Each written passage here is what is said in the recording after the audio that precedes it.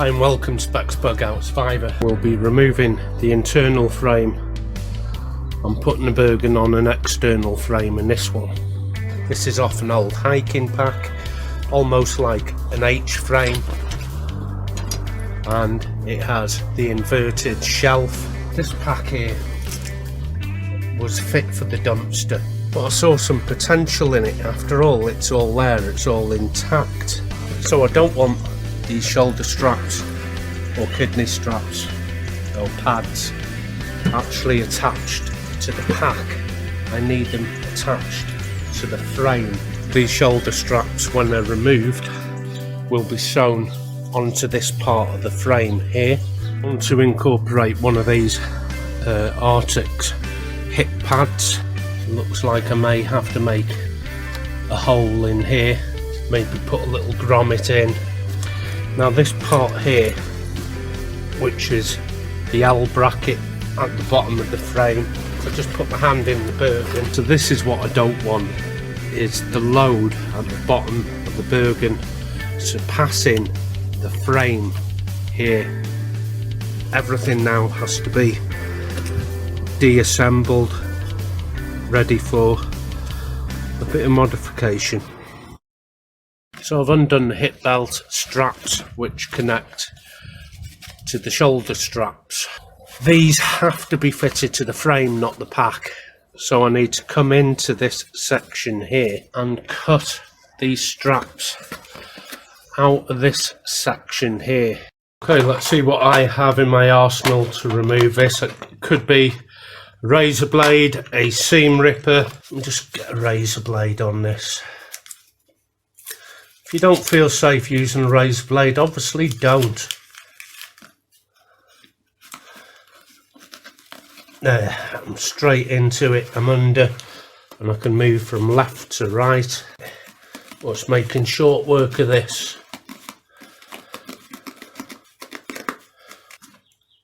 And that's what it looks like. Zigzag stitching of the actual pad into the pack. So all that'll have to be removed just by sliding the blade underneath. So I removed the sleeve and cut the actual first part of the shoulder straps. I've got to decide what is worth rescuing and what I don't mind re-sewing. Actually, I could probably go through the existing stitching between the ribs rather than cut the strap. I've got to re-sew that bit there. Remove the whole strap with my scissors rather than trying to unpick it because it's sewn into the actual BERGEN lid itself. So I hope you've got a good orientation of where I'm up to with the pack.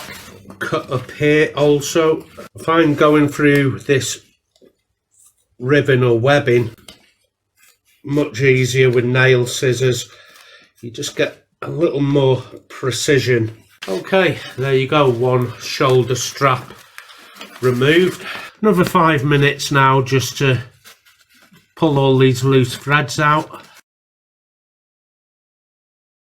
Cut as close to the existing stitch.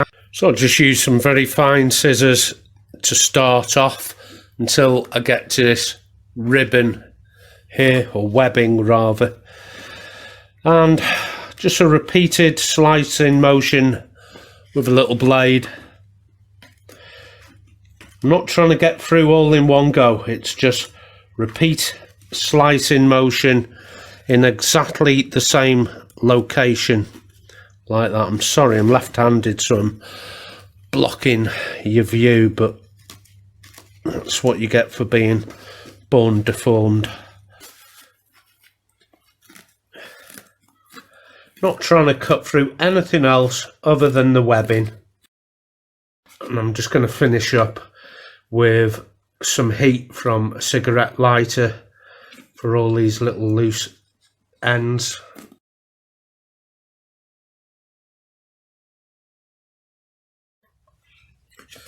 Okay, this is where the hip pad was, and you'll get this little bit of triangle also.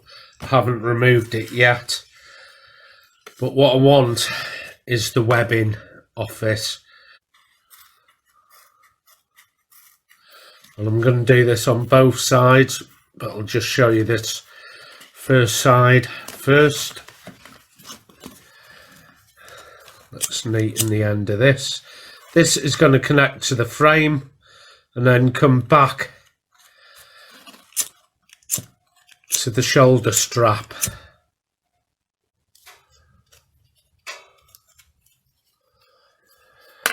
Not bad. Let's bring this other corner into play.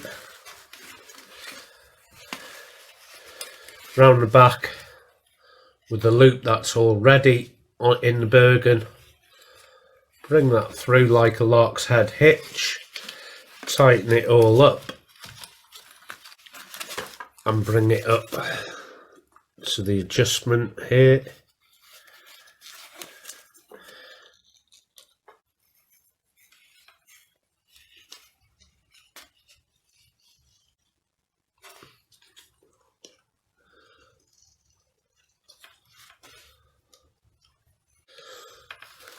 So I'm all connected up, which leaves this hip area to do. I'm going to come back to that because I'm not sure how to play that just yet. And I need to put the pack onto the frame as well. This is the side of the Bergen on the strap. That is its compression. I could either come underneath this bar here or over. I've chosen to come over. It'll just balance that load out a little better in my opinion. I might be wrong. If I am, I'll just unstitch it and try again. And what I was hoping is to fold this to give it a hem so it keeps everything a little more tidy and get all that sewn in. I've got a choice here of using a needle or a sewing awl. I think I'll see how I get on with the needle and put all that together.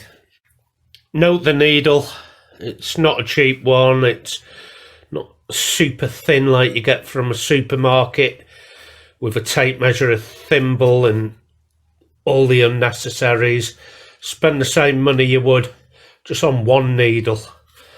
Okay, that's gone through a folded roll here of 2 layers, and that layer here is 3.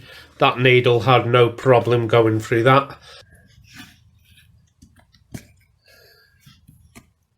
Again, the key to any neat stitching is keeping the stitches small. Okay, most of the work has been done regarding placing the Bergen onto the frame. Now we come to the support on the back. So supporting against these bars here and here, and like I said on the bottom, is simply a case of some bungee cords. These ones are 3 foot and these are 8mm bungees, pretty standard army issue bungees, and I'm going to create a support from this bar here. Although it's concaved, this is what's going to give it a little more support, and I'm going to wrap this around once here, hook it onto one end and come around again, and I've done this on each of these support bars, and that's as simple as that has to be there. And underneath the actual Bergen, to prevent that load from transferring any lower down, I've got one there. So I have 3 elastic supports here. The hip belt, you'll notice, comes to here, which is a lot lower down than where the hip belt originally was. That has the effect of shoving the Bergen higher up your back, which is what you want from any frame pack. Now, you're either going to be a lover of external frames or you're going to hate the idea. Obviously, if you hate the idea, it needs to be questioned why you're watching this video. I don't know how I'm going to fit this hip pad. I'm going to have to sleep on it, and I'll be back to you in a second because that's the next job for me. I'm going to sleep on it a couple of days. I've put a foam pad on the back here, and I've jerry-rigged for now this portion here, the hip belt. So all I've done is get a length of cord and used the actual molly here, this top row, to secure it to this part of the frame. It's not the finish I want. I'll have to come back and engineer something a little better than I'm doing now. But I'm just going to take a bite and make a corset from it. So I take the bite and put it through this PALS ladder for the molly. Then I can connect the long tail around the frame and through the loop and pull tight, pull back on itself, and there's that bit on. And I've done the same all the way along here, and a bit like a shoelace, I can tighten that and this, and it tightens everything up. Just put another wrap around here so I don't lose the tension. So it's not really where I want to be with this or anything. That needs a great deal of improvement. I removed the internal frame here, and that leaves an opportunity to put a hydration bladder similar to this, but slipping it into that little section the internal frame came out of. I've got the source here, the Virtus 3 litre from the Raider. Bladders aren't known for being best served with Bergens. It's just not. But this little solution has paid dividend. So I just need to find a tool that I can heat up. This looks just the fella. There we have it. This is the source tube, and it's a quick connect. Through it goes. Okay, I've been living with this pack for the last couple of weeks or so.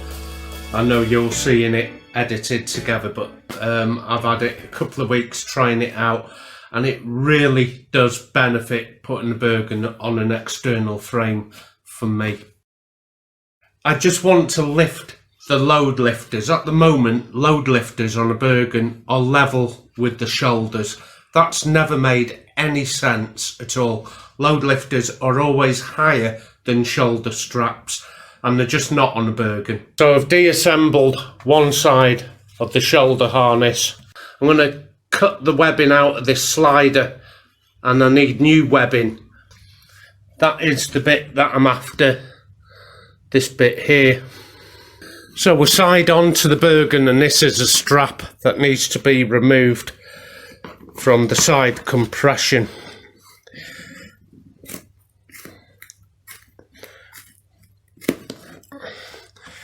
So I didn't have to go out and buy the extra webbing, it's already here for me. And I need to sew that onto the frame at the top here. So it should look something like this. Let's connect it onto there and sew it along here. If I'm using a sewing awl, I won't need the sewing kit. I'll need my all-in kit where the thread is thicker. Obviously the sewing awl is bigger than standard needles, and every needle I have is plenty substantial. So I do have a scrap length off another project. That should be plenty. Right.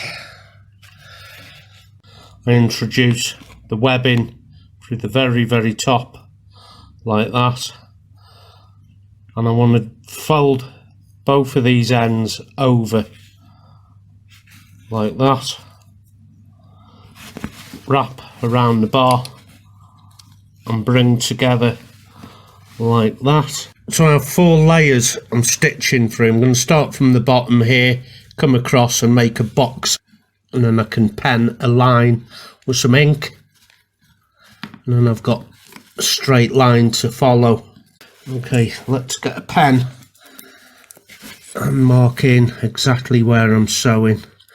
I just want something to follow. If you don't pen this line in, your stitches are going to be all over the place.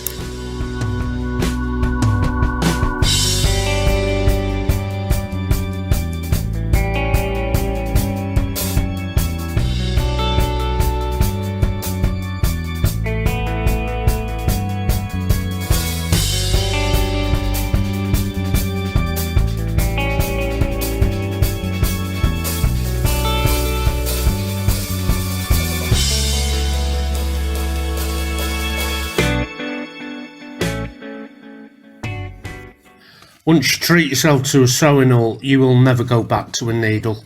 I can promise you that. It's just going to be a knack to learn it. A bit like a musical instrument. You can play any instrument you want if you put your mind to it. It's just something that needs learning. Same with learning a language. You can if you put your mind to it. Let's get both strands on the same side of the project. Remove the awl and tie these off. A little surgeon's knot for me, which is like the first part of your shoelaces. I'm coming through about 3 times and then pull that tight. Snip. And I'm going to treat mine to a bit of heat, and it will weld those parts in. That is the weld close up. Yeah, it brings that shoulder harness up quite a long way. So I've got easy 10-inch of lift here. That's solid.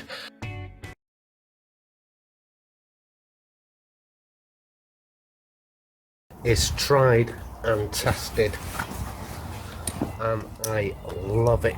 It carries the load so well, so well. It actually lifts it right off the shoulders. Obviously there's nothing on the lower back to feel with this.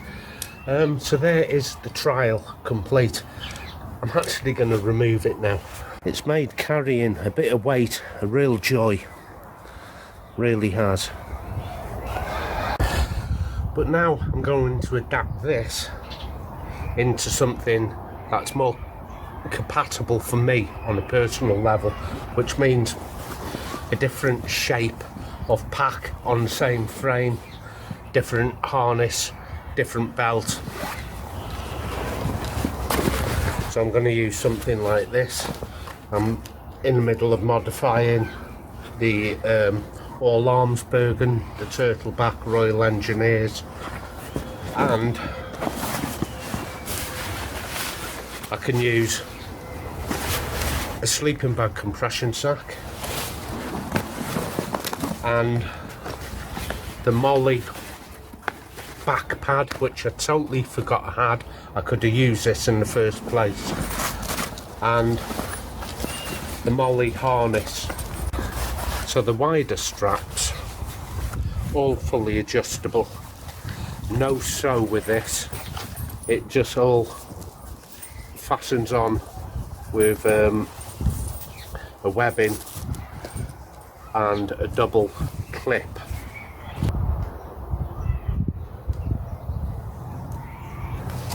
Should be pretty straightforward to fit on with these double C-clips running around the pack and back to here. The hip pad itself, really rigid, poor quality, broken bottle there. There's a story behind that. Hopefully all that will go on, no sew onto the frame,